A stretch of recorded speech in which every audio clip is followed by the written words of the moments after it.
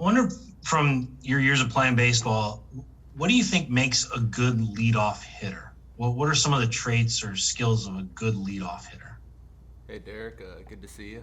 First and foremost, I mean, getting on base would probably be the most important thing if you're hitting leadoff. But just a guy that's able to see some pitches.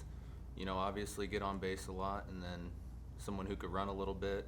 Someone who's good at relaying information to the hitters behind them, because you're the first one to see it. Let the rest of the team know what the pitcher's working with that day, and just a guy that competes. That's pretty much goes for every position, but leadoff especially, I think. Has that been a spot in the order that you've done much, or is that a spot in the order that you've looked at to kind of shape how you approach hitting in other spots of the order? Not necessarily. For me, I just, I just like playing baseball. So wherever wherever they put me in the lineup, I'm happy to hit there. But hitting leadoff is always great. Getting the first crack at the pitcher, and being able to help the team out, that's always great. I've hit leadoff a decent bit in the minors, so I've hit there before, and I think leadoff's a real important position in the lineup. Jeff Jones, Belleville News Democrat. Dylan, when they a couple weeks ago, after the trade happens with Arenado and things sort of shake out, a couple days later the trade happens with Fowler. What's your reaction to that? Because we've talked a lot about, with Schulte at least, about opportunities for outfielders and what those spots kind of look like. That's clearly a spot that kind of opens up. So when you see that, is there a particular reaction to it? Does that feel like a solid opportunity for you? Like maybe this is a spot I can grab? For me, the big thing was just coming in and playing my game. That was my big focus, and with those things happening, it just allows me to go out there and play my game. Getting a guy like Nolan has been huge. Just talking to him so far, it's been incredible to be around, and just real happy to have him here. And Dex, he was big for me. Always relaying information to me, helping me out any way possible. So it's a guy that I owe a lot to, and I'm just real excited to get out there and play. What's the difference for you in spring coming into a camp where you've made your big league debut, you've been able to make some maybe adjustments to what that looked like versus years past when you were sort of trying to maybe belong or earn a spot? Not that you're not this spring, but it's a different perspective, I would imagine, from one to the next. Yeah, it's a little different. My goal still ultimately, though, is to get better each and every day. So for me, that's where I'm keeping my focus. I still feel like I have to prove myself every day, and that's just the way I carry myself. So like I said earlier, I'm just looking forward to getting out there and playing my game. Zach Silver, MLB.com.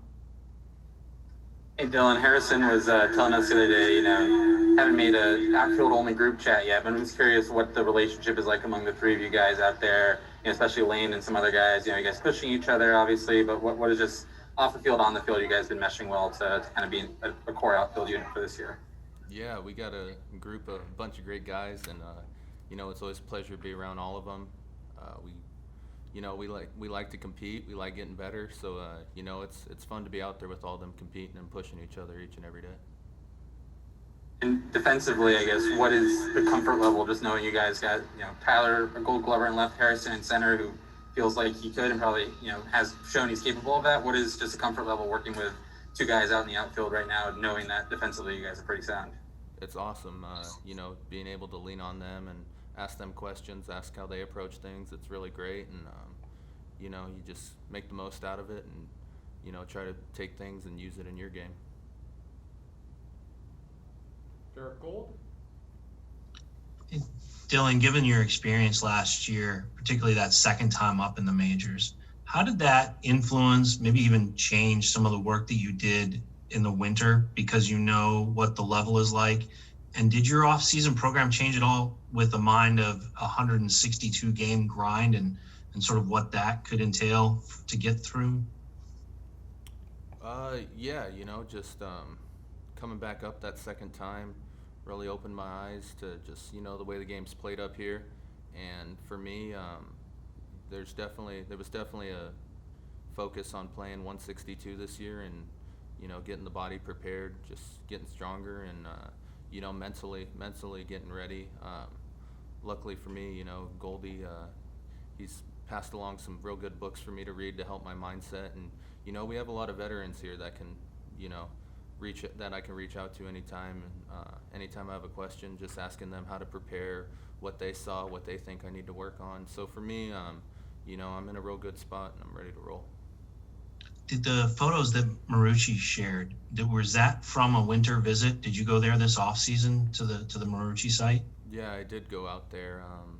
You know, they have a lot of cool stuff going, and you know, I was able to use some of that technology they have there, and you know, help gather some information on my swing and just the different types of bats I use and different things like that to help me. Did you, and this will be my last one, did you put on some weight, like some muscle this winter? That's what sort of the photos that they shared showed a little bit bigger Dylan Carlson than in the past. I hope I'm saying that right. Yeah, it's all good. You know, yeah, I worked real hard in the weight room this off season, and I feel a lot stronger, and I'm feeling good and ready to go. Kevin Wheeler, KMOX. Hi, Dylan. Just a quick question for you about the offensive side. So when you're kind of assessing yourself in a moment, are you a feel guy, like an actual like data feedback guy, or just a little bit of both? I'd say a blend of those two. Obviously, the data gives you immediate feedback and tells you what you're doing, but I also like having the feel and, you know, being able to relate it to the good swing. That way, I feel like that helps me with my consistency. So to answer your question, I'd say both.